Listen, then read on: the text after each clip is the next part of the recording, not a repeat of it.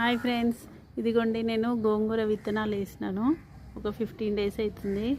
చూడండి ఎలా మంచిగా అవుతున్నాయి. మార్నింగ్ ఈవినింగ్ డైలీ వాటర్ వస్తే సమ్మర్ కదా.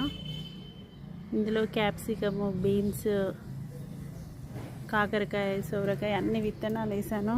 దీంట్లో మెంతాలు వేసినాను. దీంట్లో ఇంకా ఇవి మొలకలు రాలేదు. ఇవన్నీ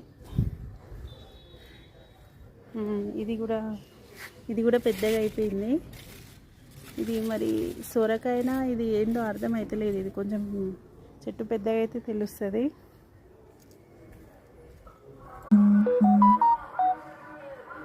ఇవేమో వంకాయలు.